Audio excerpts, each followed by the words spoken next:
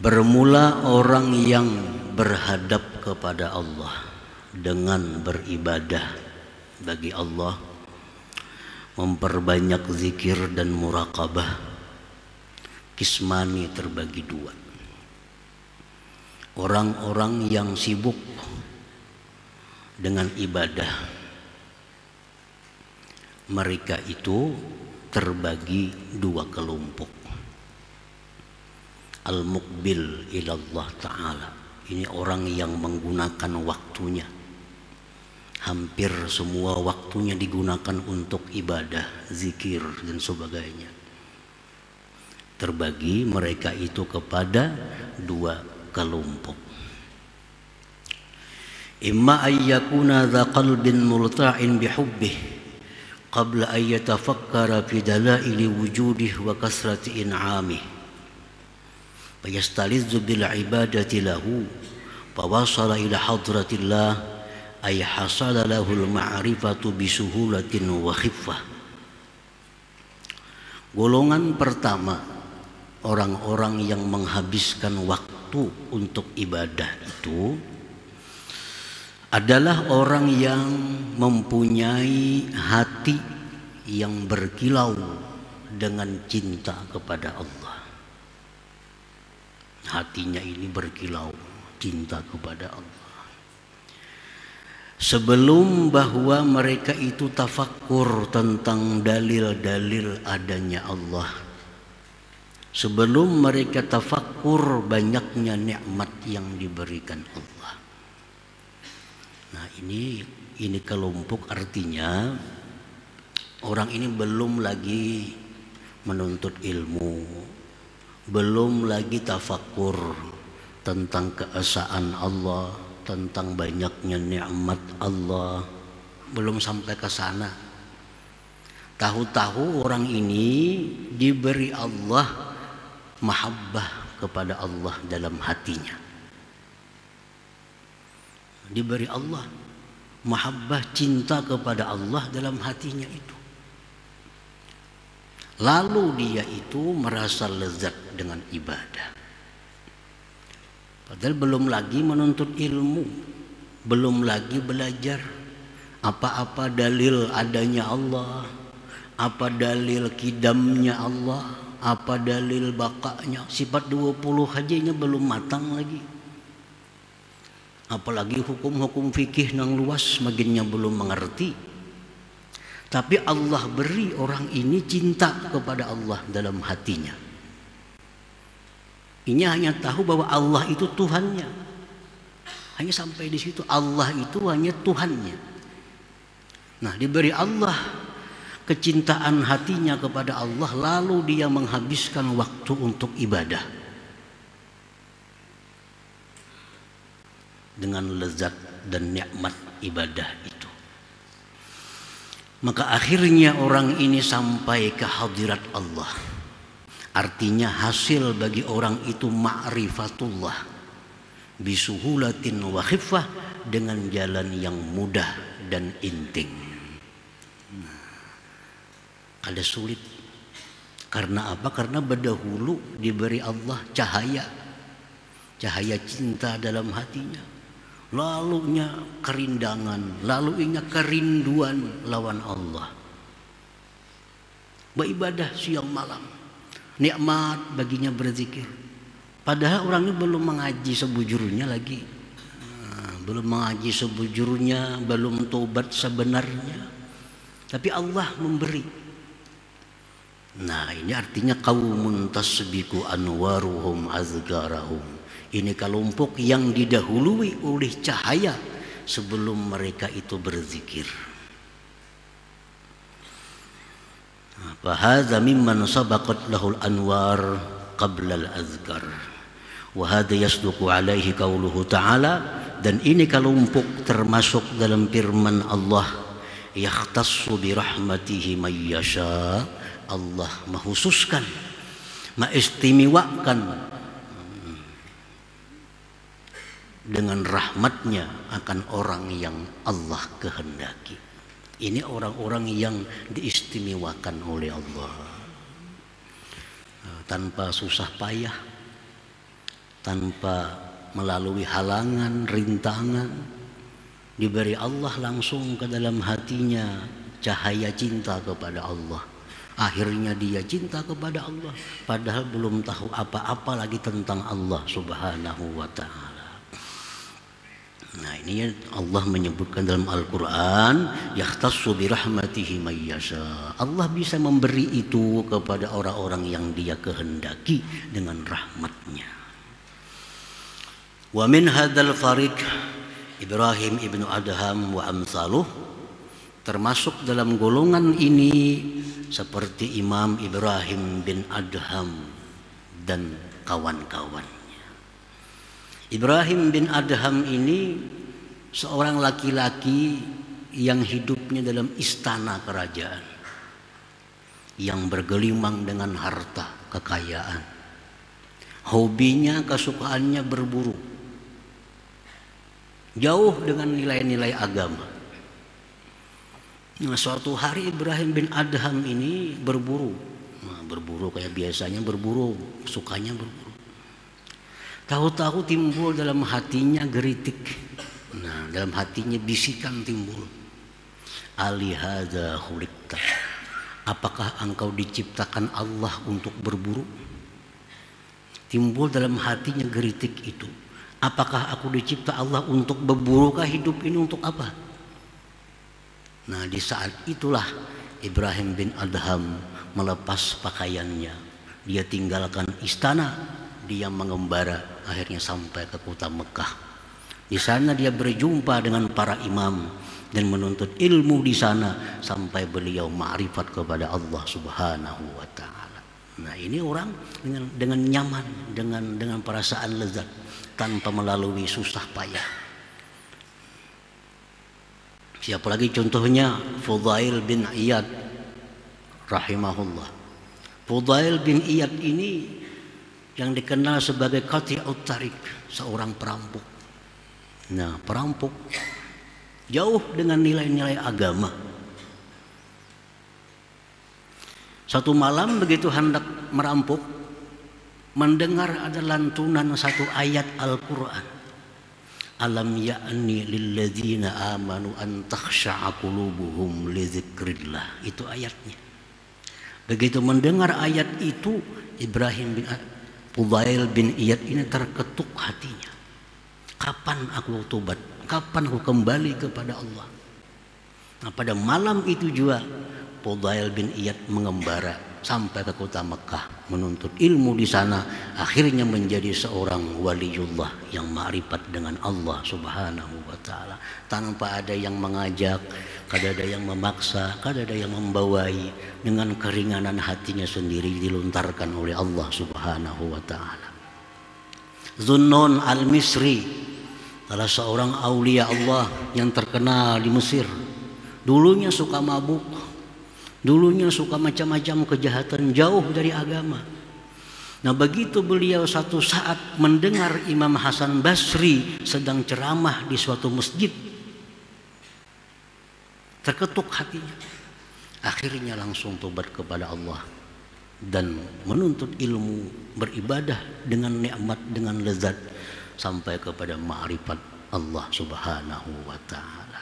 Nah, ini golongan pertama yang mencapai makrifat dengan inting, dengan mudah, tanpa ada paksaan, tanpa ada himbauan, tanpa ada yang mengajaknya.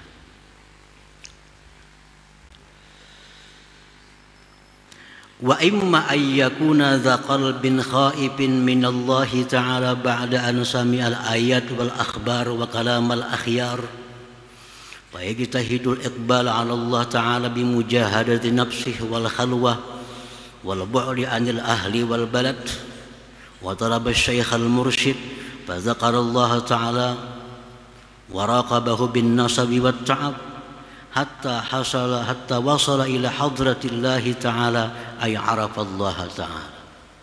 Kelompok yang kedua.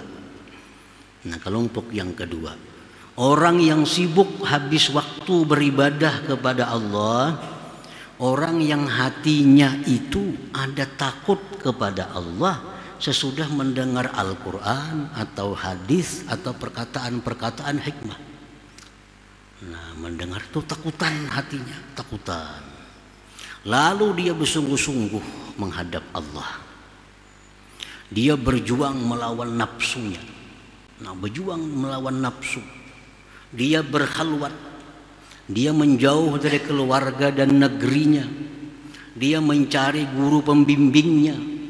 Dia berzikir kepada Allah dengan susah payah. Akhirnya dia sampai ke hadratullah, ma'rifat kepada Allah subhanahu wa ta'ala. Jadi ada orang yang memang memprogramkan dirinya untuk ma'rifat kepada Allah. Memang sejak awal dia sudah punya program untuk jadi orang yang ma'rifat kepada Allah. Lalu dia mengamalkan ini, amalkan itu, baca ini, baca itu dengan susah payah, dengan melawan hawa nafsunya. Akhirnya ma'rifat kepada Allah subhanahu wa ta'ala. Nah, wa hadza mimman sabaqat lahul azkar qabla al-anwar. Inilah orang yang berdahulu berzikir sebelum datangnya cahaya dari Allah subhanahu wa ta'ala. Berzikir dulu, memudal dulu, hanya datang cahaya dari Allah. Nah, kalau pertama tadi cahaya datang berdahulu, lalu mudah ini dengan zikir dengan sebagainya. Ada yang kedua ini susah payah. Wa yasduqu alaihi qauluhu ta'ala, dan ini termasuk dalam firman Tuhan, walladzina jahadu fina lanahdiyannahum subulana. Allah berfirman, orang yang sungguh-sungguh berjuang berjalan di jalan kami, kami akan berikan dia petunjuk ke jalan kami.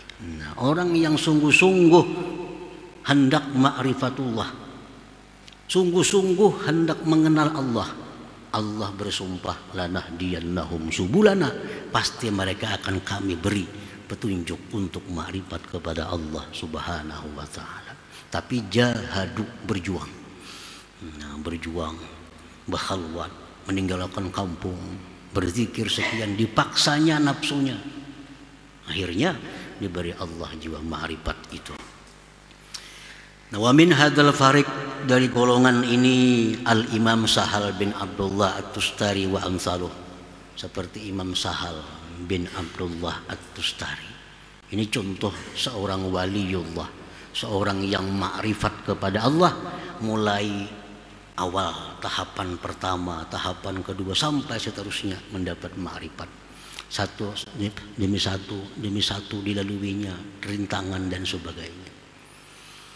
Para muhibbin rahimakumullah, Imam Sahal ini belum lagi umur 7 tahun sudah qiyamul lail tiap malam. Belum umur 7 tahun sudah bangun jam 2. Karena Sidin sudah punya tujuan hendak makrifat kepada Allah. Nah, ini kan orang mulai awal, mulai nol. Amalan Sidin apa? Allahu ma'i, Allahu nazirun ilayya, Allahu syahidun alayya. Itu yang dibaca Sidin dalam hati. Allahu ma'i, Allah bersamaku. Allahu nazirun ilayya, Allah memandang kepadaku. Allahu syahidun alayya, Allah selalu menyaksikan aku. Itu kada terlepas di hati Sidin. Allah ma'i, Allah besertaku, Allah selalu memandang kepadaku, Allah selalu menyaksikan gerak-gerikku. Nah, dengan modal itulah beliau menjauhkan diri dari segala macam maksiat yang tidak disukai oleh Allah, karena merasa Allah bersama, Allah selalu memandang, Allah selalu menyaksikan. Mulai belum umur 10 tahun, nah, melangkah ke jalan ma'rifat sampai beliau akhirnya diberi Allah ma'rifatullah itu. Nah, jadi ini dua kelompok orang mencapai ma'rifat, ada dua. Satu, orang yang lebih menunjul karunia Allah, yang pertama tadi. Nah, yang kedua lebih menunjul usahanya. Nah, usahanya untuk mendapatkan karunia Allah itu. Para muhibbin rahimakumullah, qala ba'dul ulama, berkata sebagian ulama, minan nas man faja'athu inayatullah, min ghairi talabin wala isti'dad. Hadza qawluhu yahtassu bi rahmatihi man yasha. Wa minan nas man harraqallahu himmatah li talabil wusul ila Allah fasara wa jahada hatta wasala ila hadratillahi ta'ala. Hadza qawluhu ta'ala walladzina jahadu fina lanahdiyannahum subulana. Sebagian manusia ada orang yang dikejutkan oleh inayah Allah. Nya kada berpikir bang hendak jadi orang ma'rifat. Kada ada terpikir, kada ada terprogram dalam dirinya hendak jadi orang ma'rifat tuh kada ada. Tetapi orang ini dikejutkan oleh Allah untuk jadi orang ma'rifat. Lalu dia jalani dengan inting dan mudah. Iya, ini firman Tuhan tadi, yahtassu bi rahmatihi may yasha. Allah berikan itu kepada orang-orang yang Allah kehendaki. Ada pula manusia yang Allah gerakkan keinginannya untuk ma'rifatullah. Allah gerakkan keinginannya, maka dia berjalan, dia berjuang habis-habisan sampai dia ma'rifat kepada Allah. Inilah firman Allah, alladzina jahadu fina lanahdiyannahum subulana. Orang yang bujur-bujur benar-benar berjuang akan kami beri petunjuk dia ke jalan kami. Nah, para muhibbin rahimakumullah. Asyaqiyyu minan nas man la lahu anwar wala azkar wala lahu azkar wala anwar. Kelompok pertama, kelompok orang yang beruntung. Kelompok yang kedua, kelompok orang yang beruntung juga. Kenapa? Karena sama-sama pada dapat ma'rifat. Sama-sama dapat ma'rifat. Yang pertama dapat, yang kedua dapat. Ini beruntung kedua-duanya. Yang celaka dari manusia itu orang yang tidak ada anwar, tidak ada azkar. Tidak ada azkar, tidak ada anwar. Nah, ini manusia yang rugi. Berzikir kada, artinya sibuk dalam ibadah kada, cahaya kada dapat. Golongan pertama kada masuk, golongan kedua kada masuk. Ini yang rugi. Nah, orang yang hidupnya tidak ada tujuan, tidak ada maksud untuk mengenal Allah. Nah, ini orang yang asyaqiyyu, orang yang celaka. Dia hanya ingin dapat nikmat Allah. Dia hanya ingin dapat sihat. Dia hanya ingin dapat nikmat, dapat kebahagiaan, tapi kada hendak tahu siapa yang memberi nikmat itu. Nah, kada hendak tahu siapa yang memberi kebahagiaan itu. Hendak dapat nikmatnya aja. Hendak dapat pemberiannya, kada perlu tahu orangnya siapa-siapa. Nah, ini asyaqiyyu, ini orang yang celaka. Jadi kalau kita berada di golongan yang ketiga ini, nah kita disuruh untuk masuk dalam salah satu di antara dua golongan yang di atas tadi. Jangan mau berdiam di golongan sini. Sebab akan menemui kesulitan-kesulitan di akhirat nantinya. Menemui kepayahan-kepayahan di akhirat bagi orang-orang yang di alam dunia ini belum tahu, belum kenal dengan Allah Subhanahu wa ta'ala. Nah, para muhibbin rahimakumullah. Jadi kita programkan diri kita bahwa sebelum kita mati kita mesti ma'rifat kepada Allah. Tanamkan niat dalam hati. Kuatkan cita-cita itu bahwa sebelum aku mati aku harus ma'rifat kepada Allah. Jangan jadi orang gelandangan. Orang yang masuk golongan pertama kada, golongan kedua kada. Nah, bagaimana caranya untuk mendapatkan anugerah masuk di golongan pertama atau di golongan yang kedua? Rasulullah SAW bersabda, inna li rabbikum bi ayyami dahrikum nafahat fata'arradu laha la'allahu ayyusibakum nafhatun minha fala tashqawna ba'daha abada. Ujar Nabi kita, setiap hari itu Allah sebenarnya ada meniupkan hembusan-hembusan rahmat kepada hambanya. Setiap hari Allah meniupkan hidayah, meniupkan petunjuk, meniupkan makrifat kepada hamba. Setiap hari ada. Fata'arradu laha, maka lintangkan diri kamu agar dapat itu. Bahasa kitanya tanai. Nah, tanai. Ditanai. Karena setiap hari Allah menghembuskan makrifat itu kepada manusia ini. Tiap hari ada terus makrifat itu dihamburkan Allah kepada manusia. Siapa yang menanai bisa dapat. Nang kada menanai, Allahu a'lam. Ujar Nabi, fata'arradu laha, lintangkan diri kamu, tanai supaya dapat itu hembusan-hembusan yang ditiupkan Allah berupa ma'rifat itu. Barangkali bahwa dapat akan kalian satu hembusan daripadanya, maka engkau tidak akan celaka sesudah itu selama-lamanya, ujar Nabi. Satu pun engkau dapat, ujar Nabi, daripada hembusan itu, la tashqawna ba'daha abada, engkau tidak akan celaka selama-lamanya.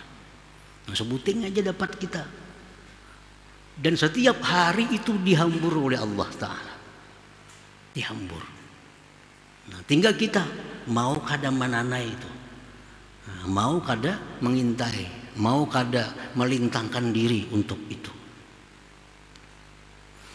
Nah, para muhibbin rahimakumullah, bagaimana caranya menanai itu? Bagaimana caranya kita menanai itu supaya dapat?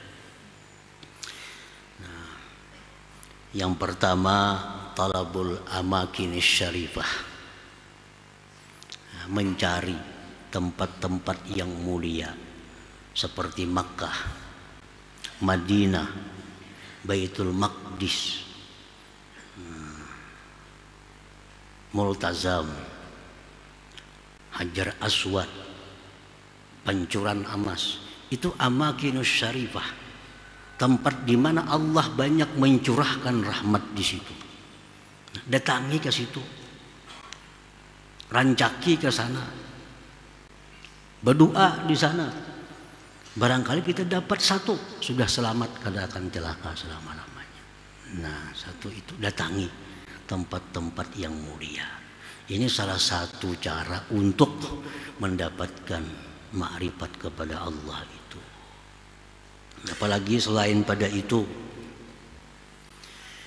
hudur majlis zikrin wa ilmin, hadir di majlis zikir, hadir di majlis ilmu. Hadir di majlis zikir, hadir di majlis ilmu. Ini tempatnya Allah mencurahkan rahmat. Di sini kita berzikir, di sini kita bersalawat, di sini kita mendengari kalam Allah. Tempat curahan rahmat itu ada di sini. Ada di sini. Kalau kita istiqamah, selalu hadir di majlis zikir, majlis ilmu, selalu hadir istiqamah, satu saat kita akan dapat nafhatun daripada nafahat. Akan dapat itu. Hadir di majlis ilmu, hadir di majlis zikir. Contoh kayak siapa tadi? Zunnun al-Misri. Itu kada hadir itu sudah di majlis Hasan Basri. Cuma sekadar liwat mendengar. Pas Allah menghamburkan itu, dapat sidin. Nah, habis itu jadi orang makrifat kepada Allah. Jadi siapa tahu kita di kali yang keberapa akan diberi Allah itu. Hari ini belum, bisa minggu akan datang, bisa minggu berikutnya. Kalau kita istiqamah, sungguh-sungguh lanahdiyannahum subulana, Allah bersumpah akan memberikan itu kepadanya.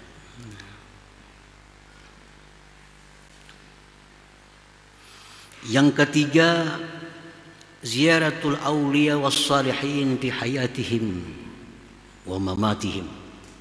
Ziarah bailang kepada aulia, wali-wali Allah, bailang kepada orang-orang saleh, baik yang masih hidup atau di kubur-kubur mereka. Kubur. Kenapa bailang ke kubur? Maka sih ini kada bisa napa-napa, orang sudah mati. Kalau kita ziarah bailang kepada orang saleh, orang yang hatinya selalu zikir kepada Allah, tubuhnya diliputi rahmat Allah, kita bailang ke sana, kita dapat rahmat itu. Dapat rahmat itu. Nah, ziarah kubur mereka apa? Kubur mereka. Kubur para nabi, kubur orang-orang saleh, itu dijelaskan raudhatun min riyadil jannah, satu taman dari taman surga. Ini oleh Nabi yang menjelaskan. Kubur para nabi, kubur orang saleh, itu raudhatun min riyadil jannah, satu taman dari taman surga. Surga itu gudangnya rahmat Allah. Walaupun kita duduk di sana kata berbacaan apa-apa, duduk jadi kubur, di hadapan kubur orang saleh, duduk sana. Asa pikiran kita positif, kita akan dapat rahmat Allah Subhanahu wa taala. Karena yang kita hadapi ini adalah satu taman dari tamannya surga. Nah, lain hal kuburnya orang kafir, kuburnya orang-orang ahli maksiat. Itu disebut apa? Hufratun min hufarin niran, satu jurang daripada jurangnya api neraka.